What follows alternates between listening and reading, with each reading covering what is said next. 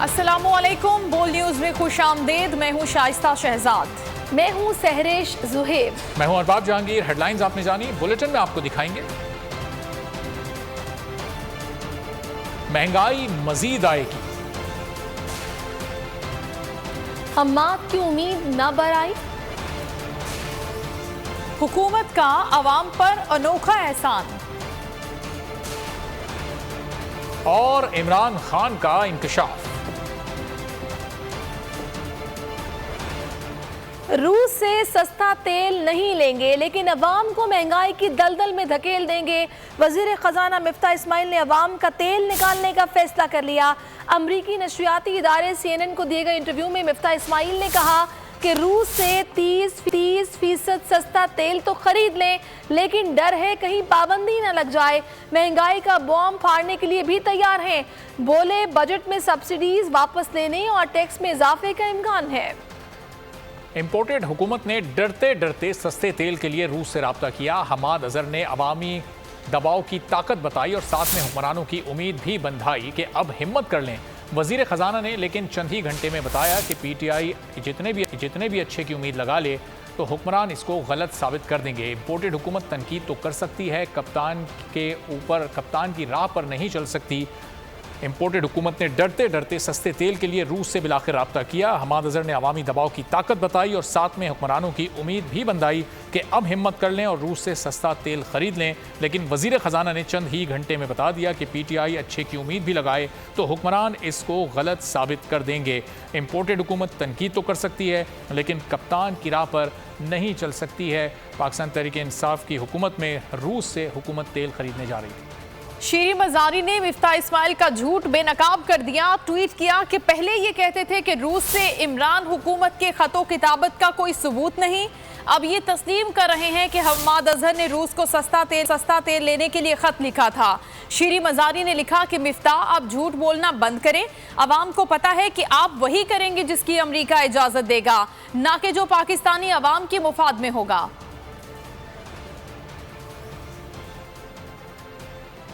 हुकूमत ने अवाम पर अनोखा एहसान कर दिया। 5 दिन पहले शेड्यूल से हटकर पेट्रोल की कीमत में 30 रुपए इजाफा किया, लेकिन अब कीमतें बरकरार रखने की खबर जारी कर दी।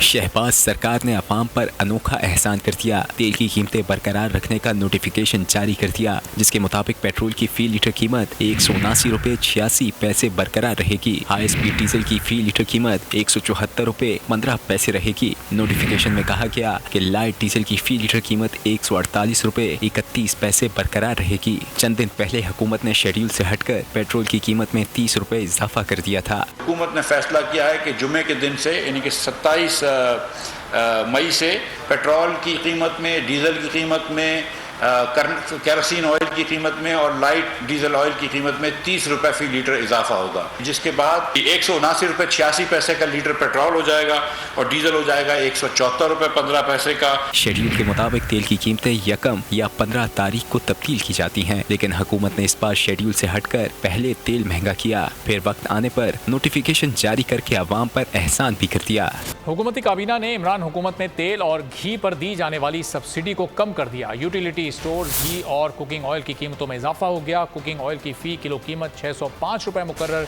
1 लीटर कुकिंग ऑयल की कीमत में 215 रुपए का इजाफा हुआ। मुख्तलिफ ब्रांड्स के घी की फी किलो कीमत में 555 रुपए मुकर्रर की गई और 1 किलो घी की कीमत में 208 रुपए का इजाफा हुआ। कीमतों का इतलाक 1 जून से हो गया। काबीना ने यूटिलिटी स्टोर्स पर तेल और घी पर दी गई सब्सिडी को कम कर दिया।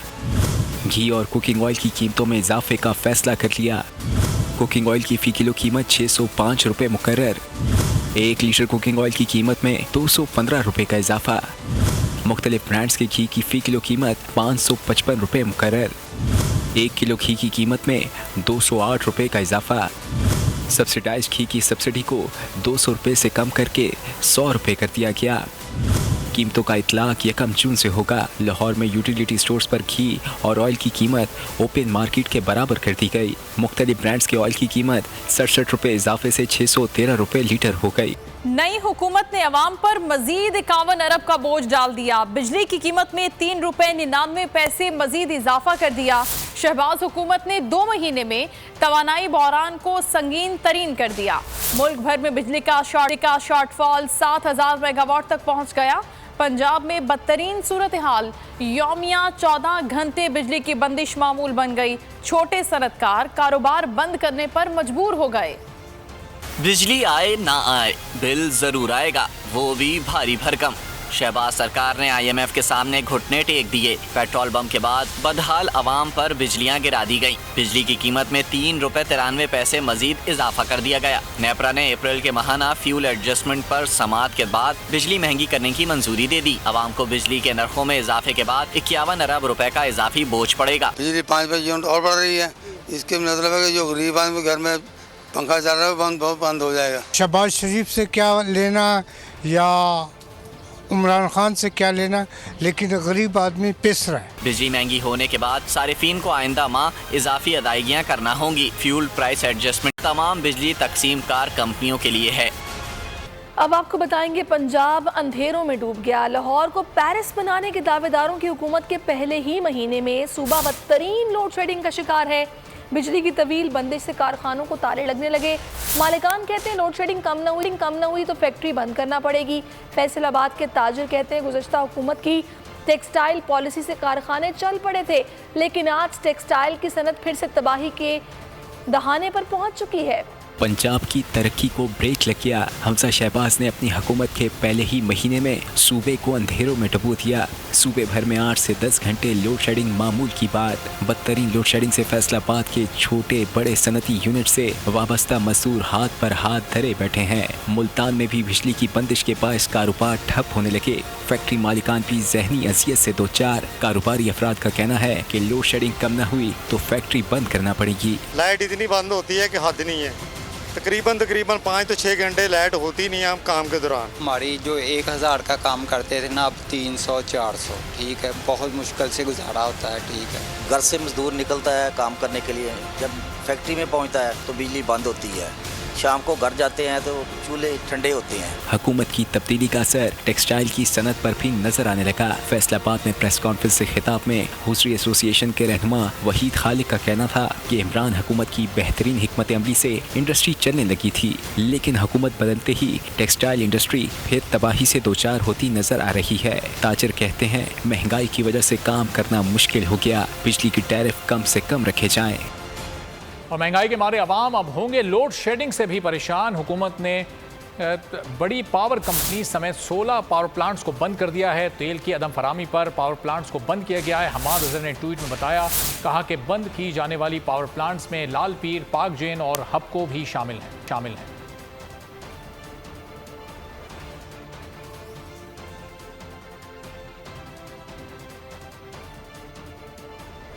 तेल पर इन्होंने 30 रुपए बढ़ाए हैं और इनको अभी मजीद पैसे बढ़ाने हैं। रहनुमा तहरीक इंसाफ कमल शोजब की प्रोग्राम ऐसे नहीं चलेगा में गुफ्तगू कहती हैं ये 250 रुपए फी लीटर से नीचे पेट्रोल नहीं रखेंगे। लॉन्ग मार्च में तशद्दुद पर कमल शोजब ने कहा, राना सना वजीर दाखिला नहीं वजीर कातला हैं।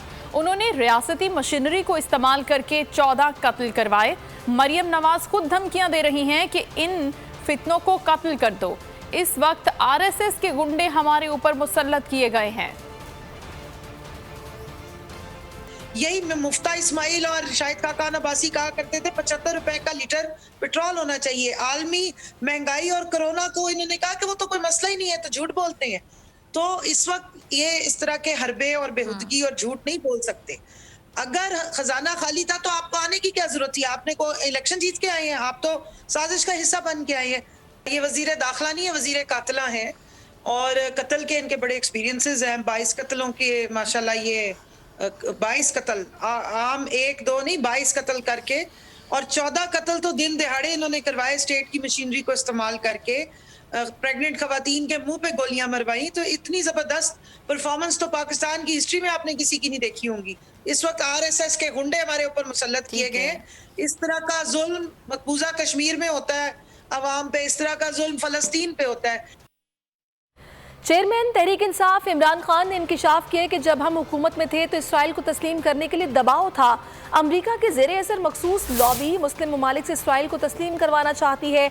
डिजिटल मीडिया नुमाइंदगान से मुलाकात के दौरान इमरान खान ने कहा कि इन्हें पैगाम भेजा गया कि अपने मुल्क का सोचें। पैगाम किसकी तरफ से आया ये नहीं बता सकता। ये भी वाज़ेह किया कि मलिक रियाज से कोई गुफ्तगू नहीं हुई, ना ही आसिफ अली जरदारी से राबता किया। जो अपने हक के लिए आईनी और जमहूरी तरीके से आवाज़ उठाएगा जेल जाएगा। लॉन्ग मार्च हुआ तो सख्ती से निपटेंगे। वज़ीर दाखिला राना सनाउल्लाह ने सरेआम धमकी दे दी। काबीना से एहतजाज करने वालों के खिलाफ मुकदमा दर्ज करने की इजाज़त भी मांग ली। इस्लामाबाद में न्यूज़ कॉन्फ्रेंस करते हुए इल्ज़ाम लगाया कि वज़ीर आला KP और गिलगित बल्तिस्तान ने सरकारी वसाइल का इस्तेमाल किया।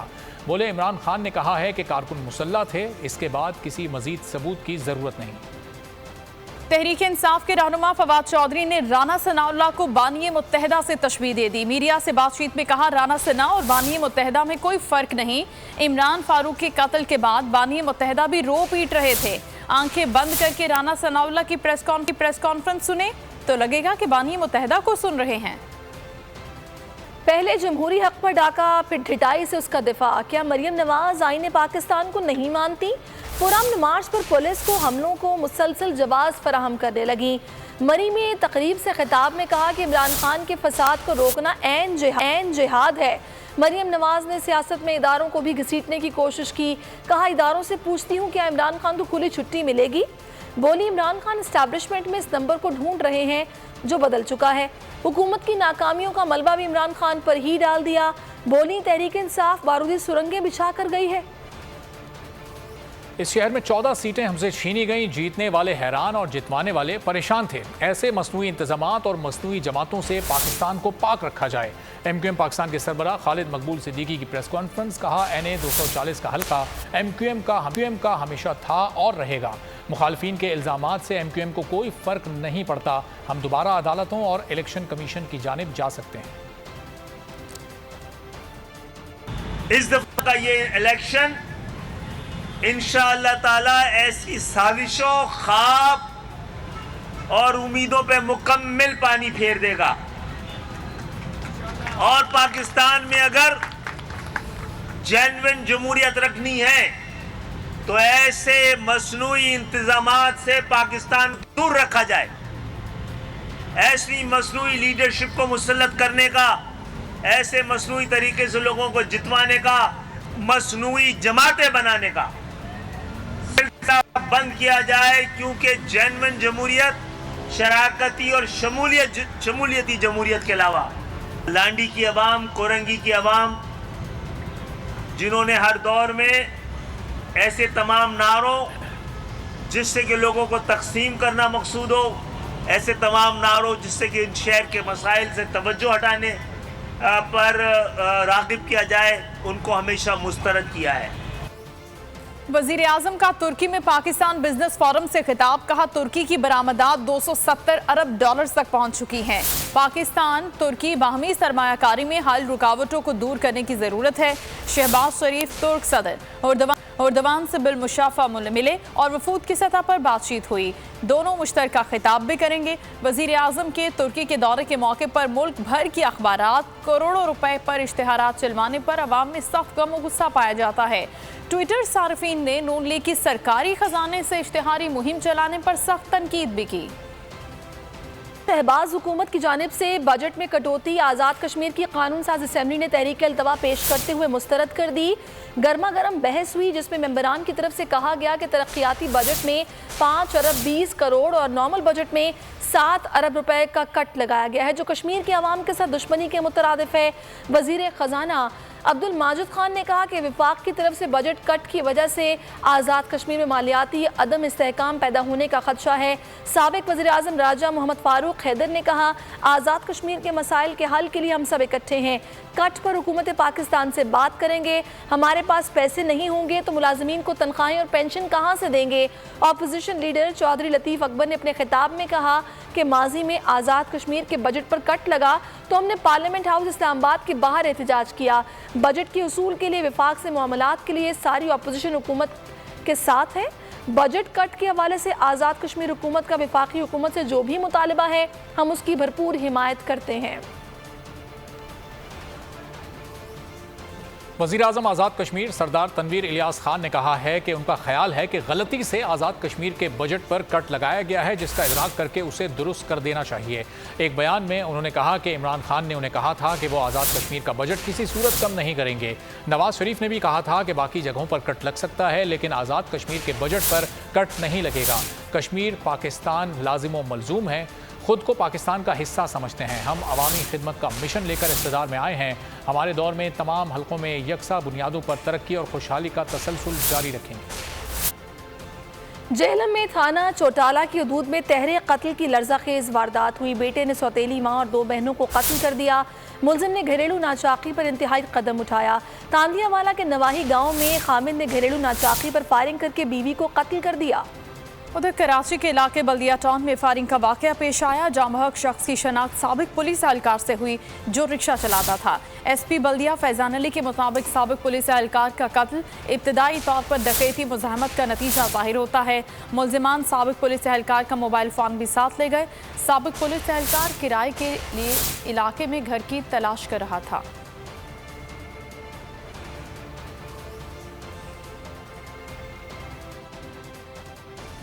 जी बिल्कुल, देखें आपसे कुछ देर कबल जो है वो बल्दिया के इलाके में एक फायरिंग का वाक़या पेश आया। इब्तिदाई जो है वो मालूमात के मुताबिक बताया जा रहा है कि जो फायरिंग का वाक़या पेश आया वो डकैती मज़ामत पे पेश आया, जिसमें जो मकतूल है उसकी शनाख्त पुलिस एहलकार मोहम्मद इमरान के नाम से हुई, जो कि 2017 में बताया जा रहा है कि डिस्ट्रिक्ट सेंट्रल में जो है वो पोस्टिंग थी, गैर हाज़िरी के बाइस उसको डिसमिस सर्विस कर दिया गया था। अपने ससुराल आया हुआ था, जिसके बाइस जो वहाँ पे दौरान डकैती जो है वो उससे मोबाइल फ़ोन और नकदी छीन के जो मज़ामत हुई, उसके बाइस जो है वो उसने मज़ामत करने की कोशिश की, जिस पे फायरिंग करके उसको हलाक कर दिया गया।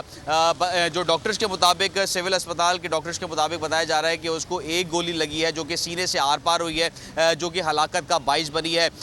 जो SP बल्दिया है फैज़ान अली, उनके मुताबिक बताया जा रहा है कि जो मकतूल है वो 2017 में डिसमिस हो चुका था सर्विस से, और जो मकतूल है वो रक्षा जो है वो चला रहा था। तंग हालात थे और इस वक्त उसके अहले खाना जो है वो बात करने से गुरेजा है मीडिया से, और इब्तिदाई जो है वो तहकीकात का आगाज़ जो है वो कर दिया गया है। जी, मुल्जिम को पकड़ो, मारो, पैसे लो और छोड़ दो। क्या सिंध पुलिस इसी तरह काम कर रही है? कराची पापोश नगर में मुल्जिम के भाई ने SHO पर रिश्वत लेने का इल्ज़ाम लगा दिया। शहरी के मुताबिक SHO ने मुल्जिम को छोड़ने के 2 लाख मांगे थे, लेकिन फिर 80,000 रुपए लेकर छोड़ दिया गया।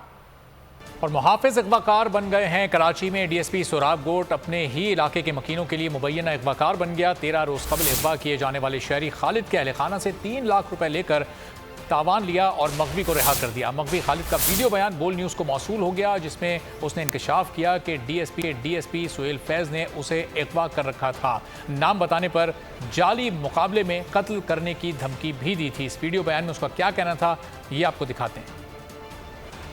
रात को 12 बजे मुझे घर से हमारे इलाके के DSP चौधरी सुहेल फैज़ ने उठाने के बाद मुझे मेरे आंखों पे पट्टी बांधी और मुझे कोई नामालूम मकाम पर ले गया, जहां पर मुझे कम से कम तकरीबन 13 दिन तक मुझे वहां पर रखा।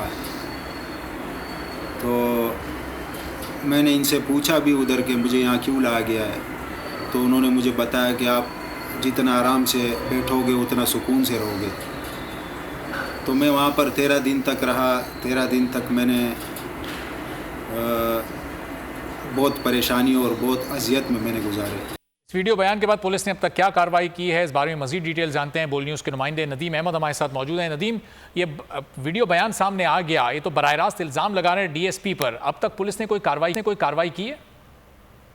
जी हाँ, मुगवी खालिद जिसका ये वीडियो बयान इस वक्त हमने बोल न्यूज़ की टेलीविजन स्क्रीन के ऊपर नशर किया है, इसी मुगवी खालिद के अहल खाना इनके वालिद की जानिब से सिंध हाई कोर्ट के अंदर चौधरी सुहेल फैज़ के खिलाफ जो है वो हाई कोर्ट में पिटीशन दाखिल की गई थी। और इसी हवाले से चूँकि खालिद को जो है वो 13 रोज़ कबल जो है वो अगवा किया गया था मुबैना तौर पर, और 13 रोज़ के दौरान खालिद के अहल खाना ने यह इल्ज़ाम किया है कि DSP की जानिब से 25 लाख रुपए तावान तलब किया गया था उनके अहल खाना से।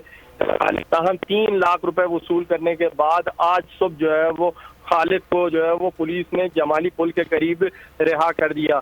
ये कोई पहला वाकया नहीं है। गुज़िश्ता 3 साल से डीएसपी सोहेल फैज़ सोराबगोड के इलाके में तैनात हैं और मुबैना तौर पर कई इल्ज़ामात की जद में है कि जो उनके ऊपर मुबैना तौर पर अगवाकारी समेत लैंड ग्रैबिंग। बहुत शुक्रिया नदीम, में आपसे मजीद भी जानते रहेंगे।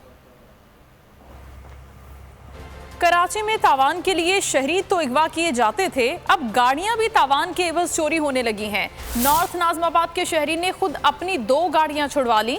तीसरी गाड़ी के लिए मुलजिमान 5 लाख तावान मांग रहे हैं। मजीद अहवाल जानेंगे बोल न्यूज़ के नुमाइंदा फयाज बुखारी से। जी फयाज, बताइएगा। जी बिल्कुल, कानून नाफिज करने वाले इदारे जिसे आम शहरी की मदद करनी चाहिए और वो ही शहरियों से पैसे लेने में मसरूफ़ अमल दिखाई दे रहे हैं। हम इस वक्त ऐसे नौजवान के साथ मौजूद है जिसकी 1 साल कबल 3 गाड़ियां मिस हुई, चोरी हुई, कहाँ गई। मज़ीद हम इनसे जानते हैं कि आपकी जो 3 गाड़ियां मिस हुई, चोरी हो गई और आपके साथ फ्रॉड हुआ, उसमें से 2 गाड़ियाँ आप कह रहे हैं कि आपने रिकवर कर ली हैं, क्या कहानी है?